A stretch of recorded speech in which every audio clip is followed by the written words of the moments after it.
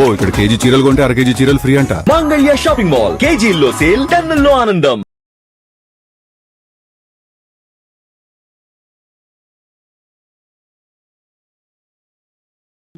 ఇప్పుడు ఈ పోతరాజులకి బోనాలకి సంబంధం ఏంటి? పోతరాజులు అమ్మవారు ఎప్పుడైతే రథంలో ఊరేగింపుగా వెళ్తుంటుందో బయలుదేరుతుంటుందో పోతరాజు అమ్మవారు బయలుదేరుతుందంటే వెనక 7 శక్తులు ముంగట 7 శక్తులు అన్నట్టు 14 శక్తులు అమ్మవారికి కాపుగాసి కూర్చుంటుంది. అయితే దుష్ట శక్తులు అయినా సరే పాజిటివ్ నెగటివ్ అని ఉంటాయి కదా, నెగటివ్ రేసెస్ కూడా ఉంటాయి కొన్ని. ఆ రేసెస్ అన్నిటిని అంటే ఈ రోగాలు ఎప్పుడైతే జడిసి కొడతాడో ఇట్లా తిప్పుతుంటాడో ఆ శక్తులు దూరభారం అయిపోతుంటాయి అనమాట. దూరభారం అయికుంటూ ఆ రథాన్ని కూడా దేవీజ్యమానంగా శాంత స్వరూపిణి లెక్క ఇంకా బయలుదేరుతుంటది. ఏ ఆటంకం లేకుండా ఏ అవంతరం లేకుండా ముందుకు సాగుతుంటది అనమాట. అట్లా ఇంకోటి ఏంటంటే పోతరాజు అంటే అమ్మవారికి చాలా ఇష్టం. ఎందుకంటే అమ్మవారికి ఒక బంటు, ఒక రక్షకుడు, ఒక అమ్మకు రథసారథి లెక్క ఒక ముంగటుండి ప్రతి ఒక్కరిని కూడా వస్తుంది అమ్మ అని చెప్పడానికి కూడా అలర్ట్ చేస్తేందుకు కూడా ఆ పోతరాజులు ఉంటారు అనమాట. కానీ ఇప్పటి పోతరాజులు చూసుకున్నట్టయితే వాళ్ళే భయపెట్టేటట్టున్నారు. తాగి మనం వీడియోలలో చూస్తున్నట్టు తాగి చేసి ఆడపిల్లలను కొట్టుకుంటూ మళ్ళీ మగపిల్లలని కూడా విపరీతంగా కొట్టుకుంటూ అది పోయింది. అది ఇప్పుడు నేనైతే అంబర్పేటలో నేను చూస్తా ప్రతి ఒక్కటి, రామంతపూర్ అంబర్పేటలో ఆ కాలం నుంచి అయినా సరే ఇప్పటి వరకైనా సరే కొంతమంది పోతరాజులు అవుతున్నారు. సికింద్రాబాద్ లో కూడా అంబర్పేటలో కొన్ని వివిధ పెద్ద పోతరాజులను ఉంటారు అనమాట. మెయిన్ పోతరాజులు అంటే వాళ్ళకి పోతరాజు వంశపారంపర్యంగా దాంట్లోనే వస్తుంది. ఇంకోటి వాళ్ళని చూస్తే నిజంగా పోతరాజు వచ్చిండు వాళ్ళ వైబే అట్లా ఉంటది. నిజంగా వాళ్ళు అంటే వస్తుంది కంపల్సరీ ఆ పోతరాజు పోతన్న కంపల్సరీ వాళ్ళ మీద పూనకం వస్తుంది.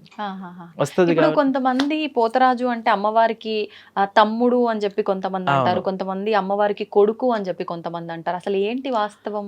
అమ్మవారికి స్వయంగా తమ్ముడే. అమ్మ సృష్టించుకుంది.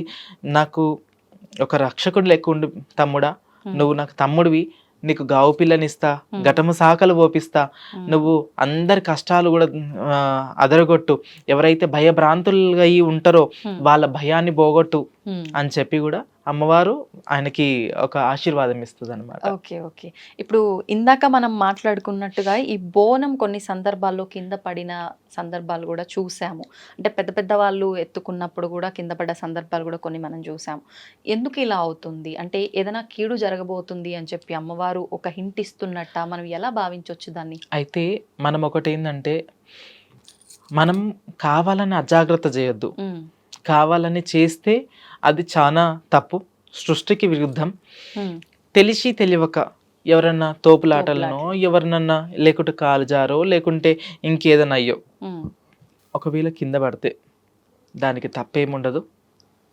దాన్ని ఇంకా మీరు భూతద్దంలో పెట్టి చూస్తే మాత్రం ఏమో అంటారు చూడండి, అనుమానం పాతరోగం అంటారు కదా, అనుమానం పాతరోగం.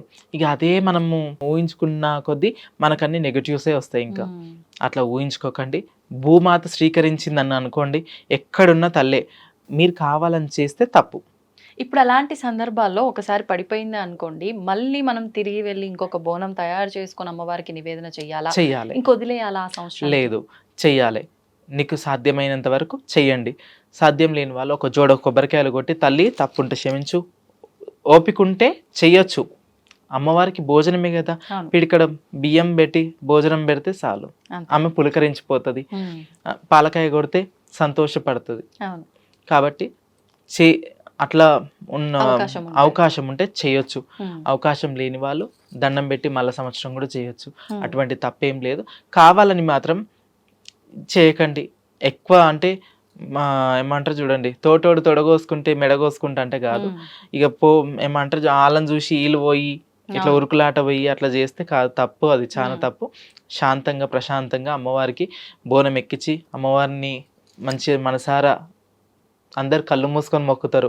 ఎప్పుడైనా కళ్ళు మూసుకోవద్దు. గుడికి పోయినప్పుడు కళ్ళు పెద్దగా చేసి అమ్మవారిని మంచిగా చూడాలి. అమ్మవారు ఎప్పుడు మనం ఎప్పుడు చూడలేము. ఆ దేవతని మనం కళ్ళారా చూడాలంటే 1000 కళ్ళు కూడా సరిపోవు అంటారు కదా. కాబట్టి మనం కళ్ళు మూయొద్దు. ఎప్పుడైనా సరే ఏ టెంపుల్ కన్నా పోండి, కళ్ళు మూయొద్దు.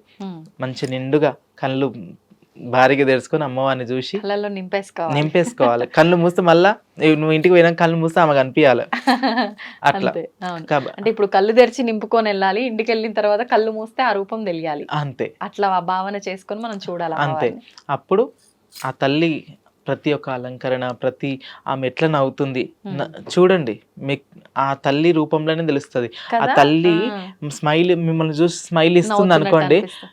కంపల్సరీ మీకు ఏదో ఒకటి జరుగుతుంది. జరుగుతుంది శుభం. నిజమా, అది వాస్తవం. కొన్ని ఖచ్చితంగా. సందర్భాల్లో అలా అనిపిస్తుంది విగ్రహమూర్తులను ఖచ్చితంగా చూస్తున్నప్పుడు. ఖచ్చితంగా. ఇప్పుడు ఉమ్. కొంతమందికి ఆమె ఒట్టిగానే కనిపిస్తుంది, నవ్వనట్టే, ఇట్లా ఏదో ఉన్నట్టే. నార్మల్ గా ఉన్నట్టుగా. ఒక్కొక్కసారి చూడండి నవ్వుతున్నట్టు, ఇంకా స్మైల్, మనం ఇంకా నువ్వు పరిశీలించి చూస్తే ఇంకా స్మైల్ ఇస్తుంది వేస్తున్నట్టు, కొన్నిసార్లు మననే చూస్తున్నట్టు. అట్లా కంపల్సరీ ఉంటది.